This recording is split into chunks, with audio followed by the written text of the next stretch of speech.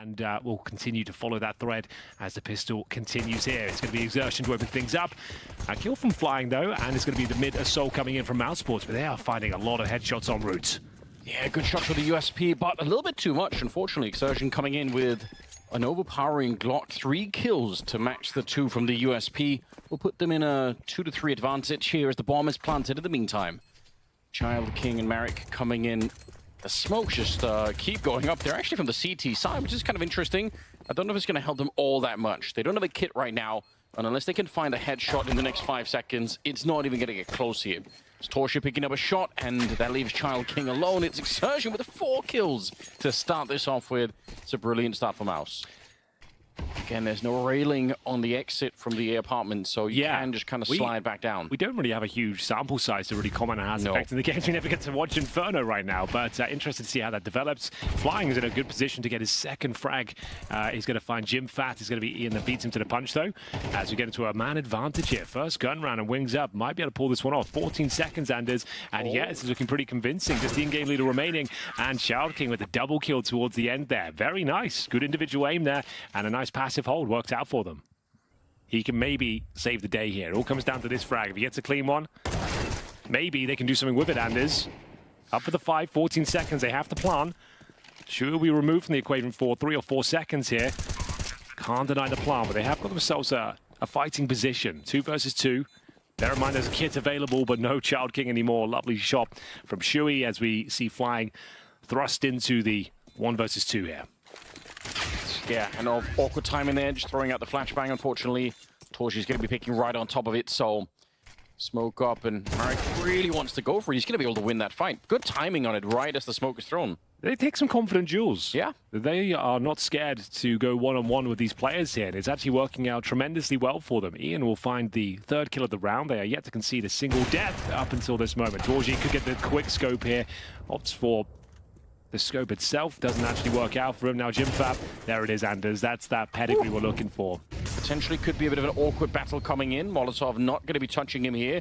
He's ready for it. The spray is good. And now it's a 1 versus 1. It just was a 1 versus 4. Almost baiting it up, but the jump might betrayed him there. And Ian will take him down. Good round from Ian. 3 kills on him. And Wings Up going to be able to win the round. Flashbangs going over. It's going to be an apt pop. And there's gas and flying. So that smoke actually a bit of an issue here. Stacking towards the quad. An old school maneuver. It's one that's actually paying out for them. They actually back to a 2-on-2 though. Torji, he just seems to be reading them like a book though. 3 kills found. Actually 4 kills found. And he's gone for the ace as well. Beautiful round from Torji. Absolutely dominates them with the AWP. They did not need to peek all of that. They were in such a great position, but it's a couple of safe guns, but this is actually looking promising. They're going to get maybe a couple of kills out of this. 1 for now. It's Flying to find Shui, but not checking the left side. It's going to be a very convincing. I can't even get a sentence out before the round's over, Anders. Very curious to hear what the players are going to be saying after the game in terms of how the patch feels, because we're going to have a live reaction, presumably. Nice grenades and a good push behind it. Look at that, 2 for 1. The double nade setup just absolutely demolishing MOUZ, but unfortunately, they keep on the aggression once again, and it's not necessary. That's going to open up the B-bomb side. Point. Like the fact you've got the man advantage, right? Like you've made it very difficult for them to commit towards banana, but they keep just over-peaking these sort of situations. That smoke's not great. Gas will do well to get 1, but yeah, they completely fumbled the smoke and giving MOUZ a real opportunity now to make their way in towards the B side. 2-on-2 at least. Round's not over.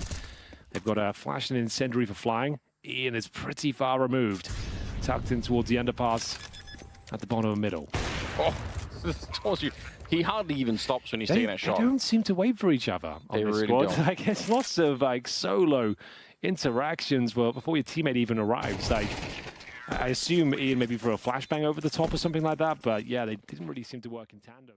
Hey guys, Hot Pizza just added new CS2 squad category with some really interesting cases. Also, they've added a new game mode that you can try with your friends or versus other players. Here, as an example, in this case flip mode, I challenged this guy for his 5 cases worth of $70 and managed to win the coin battle, which means I get all the cases, and after all the skins were revealed, I got $120 worth of skins. Withdrawing any skins you unboxed is super easy. Just go to your inventory, select any skin you want, and click send. And in less than a minute, you will get your skin. So guys, if you want to play on Hot Pizza, they have many convenient deposit methods like credit cards, skins, crypto, and many other. As well as, don't forget to use my code VLADAPART for free 50 cents as a bonus. Link to the website will be in description below. He's wasted his smoke essentially, and now the orb is pretty far removed, and Torgy's got such a prime position, and there's like to find multiple kills, like he's absolutely destroying them out there. Oh, there it is, through the smoke. Fighting chance in the 3-on-3. Bear in mind, Ian is low. And in terms of kits, and there's nothing. And a couple of flashbangs, I think they have to go for it. Well, it's the last round. They definitely do. My own thing. I stated that. You are not wrong. Torgy ends the first half at 14-3, by the way. One of them, obviously, you know, he had the ace and everything, so we'll see. They're trying to break their way through, but instant kills are coming in. Ian very low on health already. He's going to go down. A very, very powerful first half. And they're just going to go for the contact play. The thing is, Frozen's going to smoke them out. They've got the Julies to deal with up top, and sometimes they get a little bit out of hand. Now, P2000's going to have to do God's work here, and it's Frozen delivering the goods. A couple of kills. Keeps the round competitive here. 3 versus 3, but advantage wings up. And it looked like Frozen didn't even see one of those two players that he shot, maybe just through the smoke, so that might have been a little bit fortunate. We'll see how the retake's going to be. So he's up first. Merrick is here, missing a couple of the Glock shots, and a bullet to his head will end him. They spotted out gas back here. Oh, he could have just stayed tucked in, but he wanted to take a peek. He'd already been found out. Leaves flying on his own in a 1 versus 3 to try and hold on to this one and really give themselves any chance to have their mark on the second half. But Jim Fat's going to be taking him down, and instead, it's a strong start for MOUZ. It's a pretty convincing retake. They got the bomb planted. We always say that's a minor victory in itself. You can bring out the Galils, which they certainly will in the next round here. It's 11-2. They're 1 away from that point. Not going to find anyone yet. Smoke's going to be, oh, just as it clears. What a flashbang to set it up. That's a cool little trick. Torgy's trying to get it back. They line up for him. Oh, no. They had the opening, but instead it's the quad kill to swing it back, and he's looking for one more ace. He's already had one of them, Henry. Could he line up a second in the game? I think Flying is going to maybe deny it for him by running the other way. He's going to have like a 2.0 rating after this game. Why not? If they keep this clean enough and they win up 13-2, yeah, he's going to have an unbelievable rating. Should be a done deal on the round, and it will be Frozen to close things out there. Map points, I'm afraid, as wings up. Yeah, it's coming up at 7:30. Early risers getting up in the morning, you know, trying to catch the games. We've got that coming up, it's true. All right, Surgeon coming up with a good couple of kills here as well. It's Child King going down. Unfortunately, the Frozen leaving Ian on his own.